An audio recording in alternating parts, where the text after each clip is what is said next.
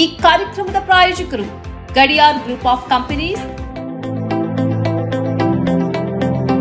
Gadiar Group of Companies, synonymous with excellence and innovation, stands as your dynamic partner for progress. Gadiar Group ensures safety as guardians in firefighting and builds vibrant communities in real estate. Building tomorrow, today.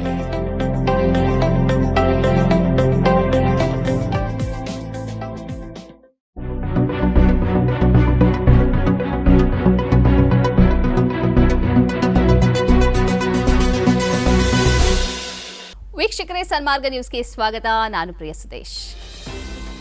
ದೂರದರ್ಶನ ಚಾನೆಲ್ನಲ್ಲಿ ಸಂದರ್ಶನಕಾರನಾಗಿ BJP IT ಸೆಲ್ನ ಮುಖ್ಯಸ್ಥ ಪ್ರತ್ಯಕ್ಷಗೊಂಡಿರುವುದು ವಿವಾದಕ್ಕೆ ಕಾರಣವಾಗಿದೆ.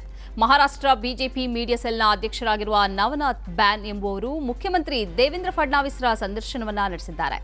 ಮುಖ್ಯಮಂತ್ರಿಯಾಗಿ ಪ್ರಮಾಣ ವಚನ ಸ್ವೀಕರಿಸಿದ ಬಳಿಕ 2024 December 6ರಂದು ದೂರದರ್ಶನ ಈ ಸಂದರ್ಶನವನ್ನ ಪ್ರಸಾರ ಮಾಡಿದೆ.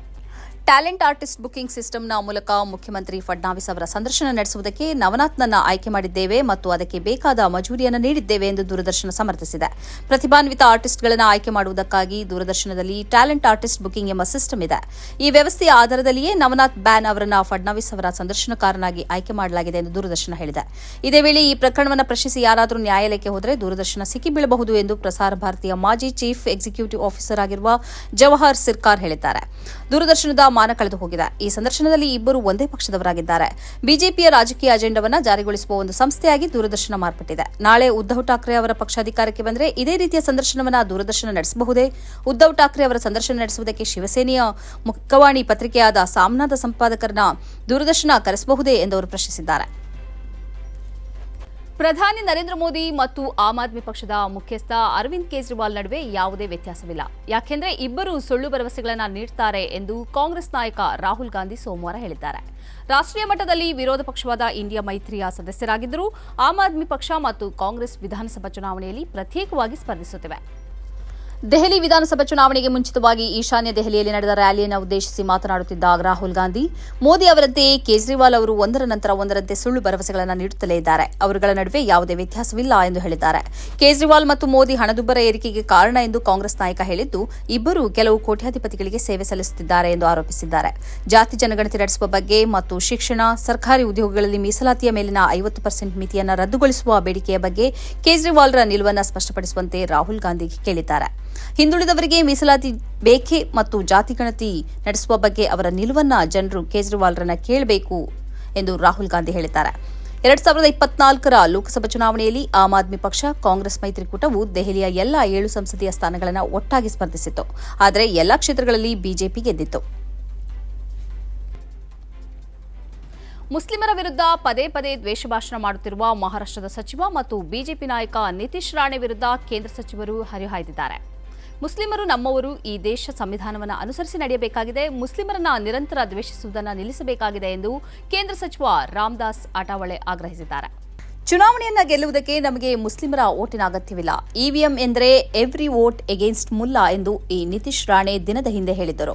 ಹಿಂದೂಗಳು ಒಗ್ಗಟ್ಟಾಗಿ ಹಿಂದೂಗಳಿಗೆ ಮತದಾನ ಮಾಡುತ್ತಿರುವುದರಿಂದಲೇ ವಿರೋಧಿಗಳು ಇವಿಎಂ ಅನ್ನ ಪ್ರಶ್ನಿಸುತ್ತಿದ್ದಾರೆ ಎಂದವರು ಈ ಸಭೆಯಲ್ಲಿ ಹೇಳಿದ್ದರು. ಮಾತ್ರ ಅಲ್ಲ, ಇದಕ್ಕಿಂತ ಮೊದಲು ಕೇರಳವನ್ನ ಮಿನಿ ಪಾಕಿಸ್ತಾನ ಎಂದು ಕರೆದು ವಿವಾದಕ್ಕೆ ಒಳಗಾಗಿದ್ದರು.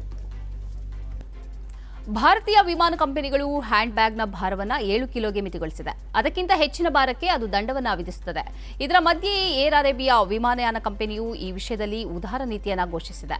10 ಕಿಲೋ ಭಾರವಿರುವ ಹ್ಯಾಂಡ್ ಬ್ಯಾಗ್ಗೆ ಅದು ಅನುಮತಿಯನ್ನು ನೀಡುವುದಾಗಿ ಘೋಷಿಸಿದೆ. 10 ಕೆಜಿ ಹ್ಯಾಂಡ್ ಬ್ಯಾಗೇಜ್ ಅನ್ನು 2 ಬ್ಯಾಗ್ಗಳಲ್ಲಿ ಕೊಂಡೊಯ್ಯಬಹುದು. ಕ್ಯಾಬಿನ್ನಲ್ಲಿ ಇಡುವ ಬ್ಯಾಗ್ನ ಉದ್ದ 55 ಸೆಂಟಿಮೀಟರ್ ಮತ್ತು ಅಗಲ 40 ಸೆಂಟಿಮೀಟರ್ ವರೆಗೆ ಇರಬಹುದಾಗಿದೆ. ಸೀಟಿನ ಎದುರು ಭಾಗದಲ್ಲಿ ಇಡುವ ಬ್ಯಾಗಿನ ಎತ್ತರ 25 ಸೆಂಟಿಮೀಟರ್ ಮತ್ತು ಉದ್ದ 33 ಸೆಂಟಿಮೀಟರ್ ವರೆಗೆ ಇರಬಹುದಾಗಿದೆ ಎಂದು ಕಂಪನಿ ಹೇಳಿದೆ. ಶಾರ್ಜಾದಿಂದ ಮತ್ತು ಈಜಿಪ್ಟ್, ಮೊರಾಕೊ ಮುಂತಾದ ಕಡೆಗಳಿಂದ ಹೊರಡುವ ಎಲ್ಲಾ ವಿಮಾನಗಳಿಗೂ ಈ ನಿಯಮ ಅನ್ವಯಿಸಲಿದೆ. ಇದಲ್ಲದೆ ಮಕ್ಕಳನ್ನು ಜೊತೆಯಾಗಿ ಕರೆದುಕೊಂಡು ಹೋಗುವ ಯಾತ್ರಿಕರಿಗೆ ಇನ್ನೂ 3 ಕೆಜಿ ಹೆಚ್ಚುವರಿ ಭಾರವನ್ನು ಕೊಂಡೊಯ್ಯಬಹುದಾಗಿದೆ ಎಂದು ತಿಳಿಸಲಾಗಿದೆ. 6 ದಿನಗಳು ಕಳೆದ ಬಳಿಕವೂ ಅಮೆರಿಕದ ಲಾಸ್ ಏಂಜಲೀಸ್ನಲ್ಲಿ ಉಂಟಾಗಿರುವ ಬೆಂಕಿ ಅನಾಹುತ ನಿಯಂತ್ರಣಕ್ಕೆ ಬಂದಿಲ್ಲ. ಈಗಾಗಲೇ 24 ಮಂದಿ ಸಾವಿಗೀಡಾಗಿದ್ದಾರೆ. 40,000 ಎಕರೆಗಿಂತಲೂ ಅಧಿಕ ಪ್ರದೇಶವನ್ನು ಬೆಂಕಿ ಆವರಿಸಿಕೊಂಡಿದೆ.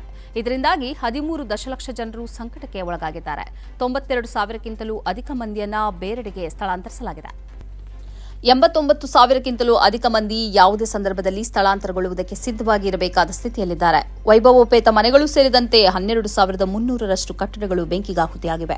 ಬೆಂಕಿಯಿಂದ ಅತಿ ಹೆಚ್ಚು ಅನಾಹುತಕ್ಕೆ ಒಳಗಾದ ಪಾಲಿಸೈಡ್ಸ್ ಎಂಬ ಪ್ರದೇಶದಲ್ಲಿಯೇ 23,713ರಷ್ಟು ಎಕರೆ ಭೂಮಿಯು ನಾಶವಾಗಿದೆ.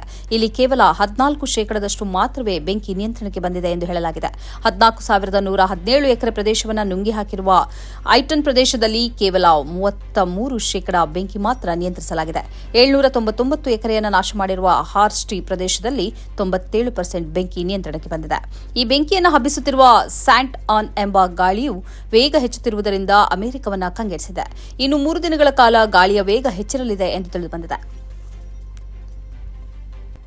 ಜಪಾನ್ನಲ್ಲಿ 6.9 ತೀವ್ರತೆಯ ಭೂಕಂಪ ಸಂಭವಿಸಿದ್ದು, ಸುನಾಮಿ ಎಚ್ಚರಿಕೆಯನ್ನು ಜಪಾನ್ನ ಹವಾಮಾನ ಇಲಾಖೆ ಅಧಿಕಾರಿಗಳು ನೀಡಿದ್ದಾರೆ. ಸ್ಥಳೀಯ ಕಾಲಮಾನ ರಾತ್ರಿ 9:19ಕ್ಕೆ ಭೂಕಂಪ ಸಂಭವಿಸಿದ್ದು, ಹಾನಿಯ ಪ್ರಮಾಣ ಅನಿಶ್ಚಿತವಾಗಿರುವುದರಿಂದ ಅಧಿಕಾರಿಗಳು ಪರಿಸ್ಥಿತಿಯನ್ನು ಸೂಕ್ಷ್ಮವಾಗಿ ಗಮನಿಸುತ್ತಿದ್ದಾರೆ.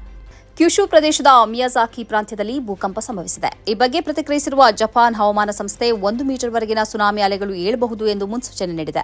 ಸುನಾಮಿ ಪದೇ ಪದೇ ಅಪ್ಪಳಿಸಬಹುದು, ದಯವಿಟ್ಟು ಸಮುದ್ರಕ್ಕೆ ಇಳಿಯಬೇಡಿ, ಕರಾವಳಿ ಪ್ರದೇಶಗಳ ಬಳಿ ಹೋಗಬೇಡಿ ಎಂದು ಜೆಎಂಎ ಎಕ್ಸ್ನಲ್ಲಿ ಪೋಸ್ಟ್ ಮಾಡಿದೆ. ಭೂಕಂಪದ ಸಂಪೂರ್ಣ ಪರಿಣಾಮದ ಬಗ್ಗೆ ಹೆಚ್ಚಿನ ಮಾಹಿತಿ ತಿಳಿದು ಬಂದಿಲ್ಲ. ಭೂಕಂಪದ ಬಗ್ಗೆ ಯುಎಸ್ ಭೂವೈಜ್ಞಾನಿಕ ಸಮೀಕ್ಷೆಯೂ ವರದಿ ಮಾಡಿದೆ. ಇದು ಈ ಹೊತ್ತಿನ ಸುದ್ದಿ ಸಂಚಯ. ನಿರಂತರವಾಗಿ ನೋಡ್ತಾ ಇರಿ ಸನ್ಮಾರ್ಗ ನ್ಯೂಸ್, ಸುದ್ದಿಗಳ ಸಂತೆಯಲ್ಲಿ ಸತ್ಯದ ಮೊಂಬತ್ತಿ.